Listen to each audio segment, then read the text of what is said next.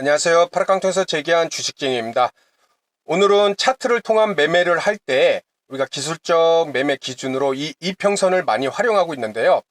이 상승 추세에 있던 종목이 첫 하락 반전할 때, 또 하락 추세에 있던 종목들이 첫 상승 반전을 할 때 그 첫 신호로서 우리가 활용할 수 있는 그러한 매매 기준에 대해서 말씀을 드리도록 하겠습니다. 우리가 최근의 모습에서도 지금 보시는 이 삼성전자, 참 재밌는 게 이 5일선을 타고 이렇게 급락하는 모습이 나와주고 있습니다. 그렇죠?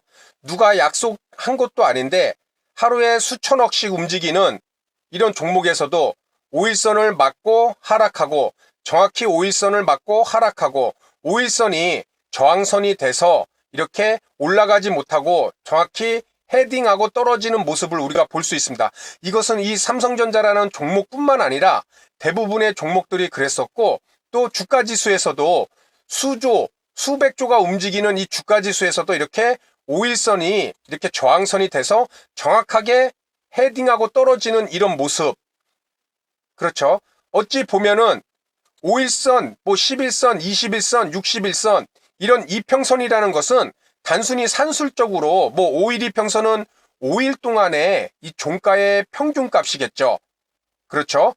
5일 동안의 5일 동안의 종가값들을 더해서 나누기 5로 한 이 평균값, 이것을 단순히 선으로 연결해서 만든 것이 이 이평선일 것입니다. 그렇다면 21선은 20일 동안의 종가의 평균값, 그렇죠? 90일은 90일 동안. 그런데 산술적으로 봤을 때는 이런 수학적인 개념만 들어가서 아무 의미가 없을 것 같은 이런 이평선들이 매매를 하다 보면 이미 수십 년 전부터 이렇게 중요한 기준 라인이 되면서 우리가 매매 기준으로 잡고 매매를 실질적으로 하고 있다는 것입니다. 그것은 이 이평선을 바라보는 이 시장 매매 주체자들은 단순히 이평선을 종가의 산술적인 평균으로 보는 것이 아니라 이 이평선을 활용한 매매 주체자들이 많다는 것입니다. 쉽게 얘기해서 주식 투자를 하시는 분들이 전체 100명이라고 봤을 때 이평선을 통한 매매를 하시는 분들이, 또는 참고를 하시는 분들이 한 70명, 80명만 되더라도 매우 강력한 매매 기준으로서 시장에서 작용을 할 수밖에 없다는 것입니다. 반대로 이평선을 100명 중에 10명만 활용한다. 그랬을 때는 이런 모습, 이평선이 중요한 매매 기준으로서의 역할을 할 수 없다는 것이죠. 다시 말씀드려서 이런 차트상에 있는 이평선은 단순히 하루하루의 종가 평균값을 기간 동안 연결한 것이지만, 이걸 갖고 매매에 참여하는 자들이 많기 때문에 이것이 강력한 매수와 매도 기준으로서 작용을 하고, 그래서 수천억이 움직이는 이런 시장에서도 이렇게 하나의 이평선을 기준점으로 잡고 이런 움직임의 모습이 나타난다는 것입니다. 자, 5일선에서 헤딩하고 떨어진다. 매수 대기자들은 5일선을 돌파하지 못하는 모습을 봤기 때문에, 머뭇거리는 모습이 있기 때문에 자신이 자금으로 매수하려는 매수 물량을 들어오기가 쉽지가 않겠죠. 관망을 한다는 것입니다. 반대로 종목을 보유하고 있던 자들은 5일선을 돌파하진 하는 모습을 볼 수가 없기 때문에 자신이 가지고 있던 물량 이쯤에서라도 매도를 해야겠다. 그러면 매도 물량이 또 늘어나겠죠. 매수 대기 물량들은 실제 매수가 들어오지 않고 관망을 하는데 실제 매도 물량은 늘어난다. 당연히 주가 떨어지겠죠. 아울러 공매도 세력들, 당연히 저항 이평선인 이런 위치에서 공매도, 주가 하락할수록 수익을 얻는 이 공매도자들은 공매를 칠 수 있는 매우 좋은 자리가 될 수밖에 없다는 것입니다. 그렇게 봤을 때 이런 이평선이 저항선이 돼서 우하향하는 모습이 나오면 그것을 돌파하지 못하는 이상 그것은 저항 라인으로서 역할을 하게 되고 하락을 계속한다는 것입니다. 자, 그렇다면 우리가 이런 이평선의 중요성과 또 이런 속성을 알았다면은 첫 반전 시그널, 상승일 때 첫 하락 반전 시그널, 또 하락일 때 첫 상승 반전 시그널, 이것을 봤을 때 시장에서 많이 활용하는 이평선들 중 이 5일선이 가장 짧은 이평선으로서 많은 분들이 활용하는 라인일 것입니다. 그래갖고 오늘 말씀드릴 내용이 바로 이 5일선에 대해서 어떤 특징을 갖고 있고, 그리고 첫 반전 신호로서 이 5일선을 어떻게 매매 기준으로 활용해야 되는지, 거기에 대해서 짧게 말씀을 드리도록 하겠습니다. 먼저 5일선의 특징, 아까 말씀드렸듯이 이평선이라는 산술적인 개념, 5일 동안에 종가 평균값을 선으로 이어놓은 것이다. 그렇죠? 그리고 이 5일선은 급등, 급락의 기준 라인, 우리 급등주 매매하시는 분들, 뭐 이런 대형주도 마찬가지입니다. 5일선을 타고 이렇게 꾸준히 상승을 하죠. 그렇죠? 한 번이라도 크게 이탈하는 것이 아니라 급등하는 모습. 삼성전자처럼 대형주들도 그렇고, 주가지수도 그렇고, 중소형주도 그렇고, 세력주도 그렇고, 급등하는 종목들은 5일선을 기준으로 깨지 않고 타고 올라가는 모습이 나타난다는 것입니다. 그래서 급등의 모습에서 우리는 5일선, 또 반대로 급락에서도 기준 라인, 최근과 같은 이런 말씀드렸던 급락 시장에서는 5일선이 저항 라인이 돼서 뚫고 돌파를 못하고 막고 헤딩하는 하락 추세선으로서의 역할을 한다는 것입니다. 그리고 세 번째, 급등 급락 종목의 첫 반전 테스트 기준. 그 얘기는 급등 중, 주가가 급등 중 이 5일선을 이탈한다면 우리가 첫 하락 반전 시그널로 볼 수 있다는 것입니다. 그래서 급등주 매매하시는 분들 매도 기준 가장 중요한 거 뭐예요? 종가상 5일선을 이탈했을 시 자신의 물량 매도한다는 것이죠. 급등주에서. 그렇다고 급락 중 돌파 시에는 상승으로서의 첫 반전 시그널로 우리가 볼 수 있다는 것입니다. 급락 중 가장 짧은 이평선인 5일선을 돌파를 한다. 첫 반전 시그널. 이것으로 우리가 5일선을 특징에 대해서 알아봤고, 실제 5일선을 갖고 그럼 매매를 할 때 어떤 매수 매도 기준이 될 수 있을까? 첫 번째, 상승 중 5일선 지지 후 재상승 종목은 급등주 매매로서 우리가 적용할 수 있다는 것입니다. 자, 상승하는 종목이 5일선을 타고 올라가는데 5일선을 이탈하지 않고 깨지 않고 5일선을 지지하면서 올라간다. 그랬을 때 5일선과 키스하는 그 지지점이 바로 급등주를 매수할 수 있는 첫 매수 타이밍이라는 것이었죠. 그렇죠? 두 번째, 5일선을 타고 상승하는 급등주는 이 첫 번째는 매수 기준이었지만 두 번째는 5일선을 타고 상승하는 급등주는 5일선 이탈 시 첫 매도 관점이다.